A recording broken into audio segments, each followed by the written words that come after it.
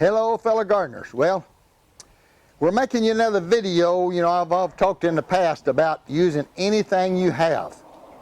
Well, let me tell you, we had a bad storm to come through the other day and the wind blew like crazy at night.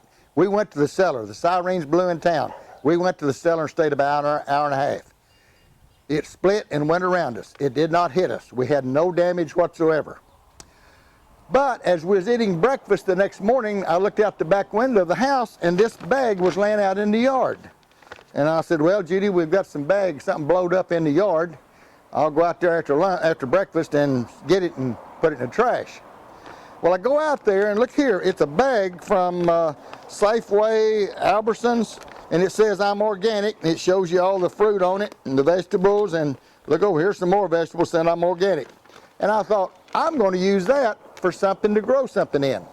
So let me tell you what we have done. I brought this tub up. This is a mineral tub like the big tubs you're using.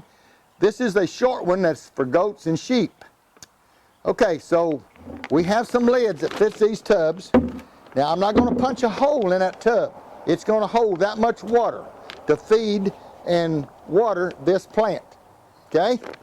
Now, I had one of my boys, Richard, down there, not one of my boys, one of my employees, to go get me some 1-gallon containers. And I said, Richard, I fix them up so that they'll be up to the top of the bucket. So what we did, we put one. It wasn't tall enough to even be equal to the deal, so we cut the bottom out of the second one and put it in there, still a little bit short. So he cut the bottom out of the third one and put it in there. Oop, got the wrong one. Hang on a minute. We did something wrong. Get back up. Okay. I had them in there. There we go. And let's see if this one will fit in. Anyway, that makes it about the right height. Nope, we got to put this in there.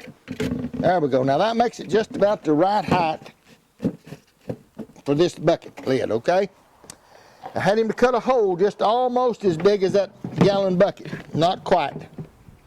Sits right in there. Then we put this one down in there. Now then, we've got a hole going all the way to the bottom of the container, down that 1-gallon container.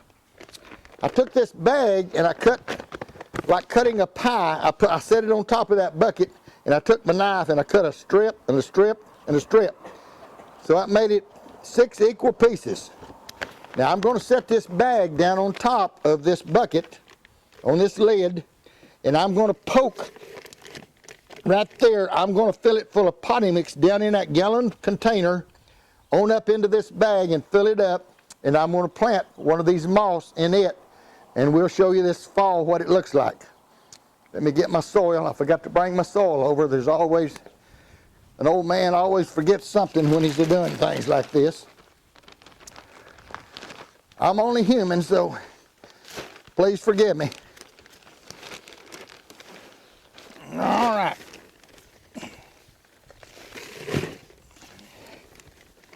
That's going right down in the bottom of that gallon container, all the way to the bottom of that bucket. That's going to hold water completely up to the top of that bucket. Now you're going to say, well, you don't have a drain pipe in there, a fill pipe. Well, I'm not going to use a fill pipe in this one, even though I teach you to put one in. And the reason I do teach you to put one in is because there is so many people out there that wants to go out there and pour water in this container every morning. And that's not what a wicking container is for. A wicking container is to put water and food in it and then forget it for about 4 days to a week. And then go back and do the same thing again. I've poked that down in that gallon container now. I'm filling this up with soil.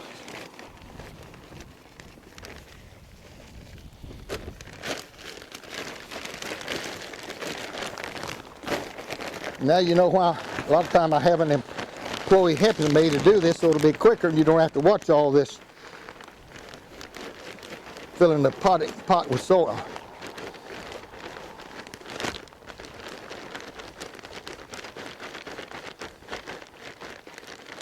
All right, now then.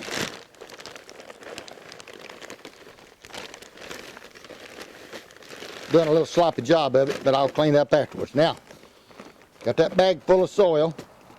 the gallon bucket down in the bottom is also full of potting mix.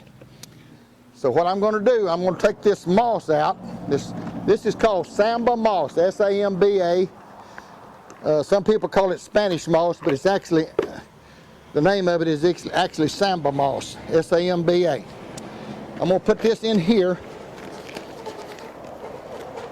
and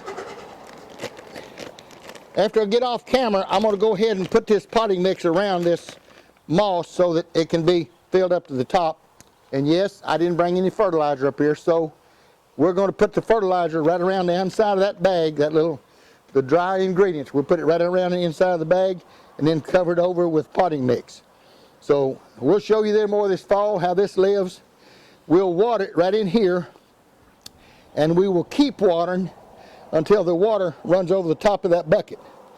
Now I may add a pipe in here just so you can see, you can have a pipe in it also, but anyway, it can be done just watering here if you don't water every day. Now if you're going to water every day, you've got to have a pipe, a hole drilled with a pipe sticking in there that you can put your water and fertilizer in to fill that tub up.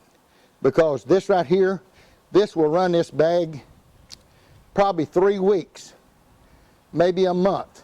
We'll report more on it later on, but anyway, that's another way you can build a bag sitting on a tub that you don't have to water very often. That's going to hold about 12 gallons of water, 10 to 12 gallons of water in there, so it'll last for a while. Thank you for watching. Thank you for giving us your time. I pray that you'll subscribe, punch a button, ring the bell, and we'll come back and make you another video. Y'all have a good day.